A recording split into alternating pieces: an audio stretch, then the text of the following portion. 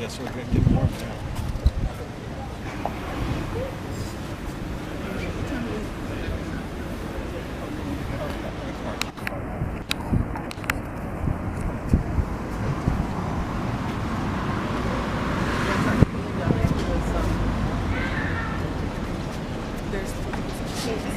Well, good afternoon, folks. I suppose if you lived in Britain, the question you get asked more than anything else, if you meet someone on the phone, in the shop, is this.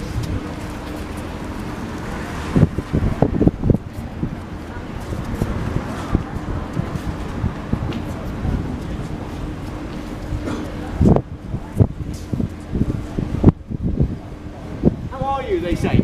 And if I had a pound for every time I've been asked how are you, I could be a millionaire, I guess. And a lot of people, to be honest, it's a British thing. How are you? And it doesn't matter if you're fine or if you're ill or you're bankrupt or there's something awful happening. You always say I'm fine. Is that because you say that because you're British? You see, perhaps some nationalities are a bit more honest, but that's what we always say. I want to be a bit more personal today. How are you? I hope you are okay, by the way. I want to ask you,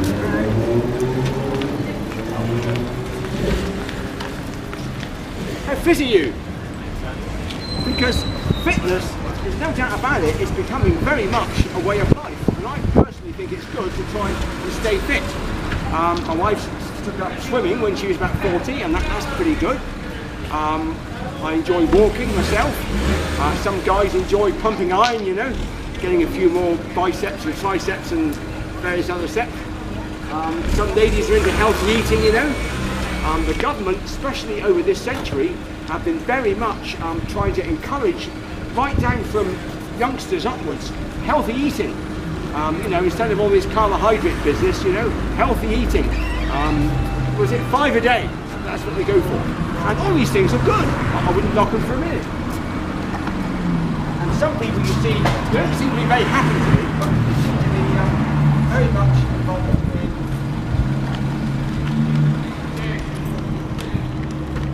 jogging. Now, nothing against jogging, but the trouble is you look at these people and they don't look very happy, so I wonder if they really enjoy it, but there we are, that's what we do. And but all this fitness that we're talking about, and it is important, is fitness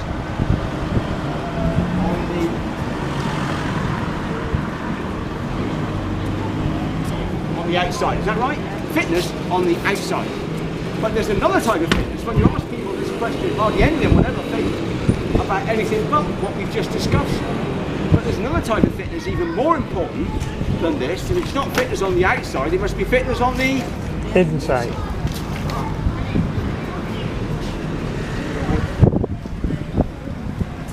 Fitness on the inside. The Bible says man looks on the outward appearance, but God looks on the heart. In other words, he sees what you and I are really like on the inside. We say, don't we, she's a kind-hearted person, or he's a hard-hearted person. We don't talk about the organ pumping blood bang, we mean the real you, the real me. And God, because he's God, can see what our hearts are like. Now I can see what you're like on the outside, and you can see what I'm like on the outside. But that is only skin deep, as they say. I haven't a clue how you really tick, and you haven't a clue how I really tick, and that's probably just as well. But God sees the heart. Now, how does he look at the human heart? Does he see we're nice people? Does he say we're good people? When we look at the news at 10, do we say, I'm glad I'm not like that person. I've always been brought up to be honest and good and kind and helpful. But how do we compare with God's perfect standard? Well, actually not very well. There's a verse in the Bible that says, the heart is deceitful above all things and desperately wicked. Who can know it? In other words, we can deceive ourselves into thinking we're much better people than we really are. Let's have a look at God's 10 Commandments. Has anyone here ever told a lie? In your whole life, remember. And that's what God judges, the whole life, not just the nice bit. Have you ever envied anyone? Perhaps they were more clever than you. Perhaps they had more money than you. Perhaps they had more skills than you. Very easy. Have you ever taken anything that doesn't belong to you? Have you ever got really angry and used God's name the wrong way? Oh, it's just slipped out. There it is. Have you always respected your mother and father? No. And I haven't. We've all sinned. We've all done wrong. It's no good comparing ourselves to others, because each one of us will give an account for himself to God. You don't need to give an account of any hypocrites. You only need to give an account of yourself to God. And that's going to happen to me, to you, to everyone, because we're made in God's image. So the trouble is, our hearts are actually not what we think they are. When God looks at them, he's very grieved, he's very upset. You can think of the, well, let's just look at West London, that awful tragedy, and how people must be wondering what's happened to some people. Are they alive? Are they dead? How did it get caused? Was it vandalism? Was it natural accident? And all these things are racing through their mind. There's a lot of grief and anger. God is angry with all sin, not just murder, but with stealing, lying, and it's separates us from him. The Bible says your sin is separated you from God in his face. We are not. We're very unfit. Last question, how fit are you? On the outside, on the inside, how fit are you?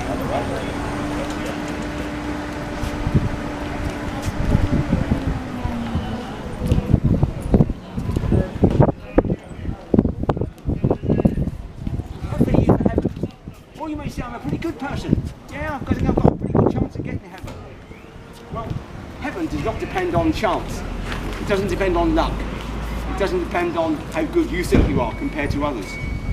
The Bible says heaven is a perfect place because God is perfect. The Bible says that God, his way is perfect.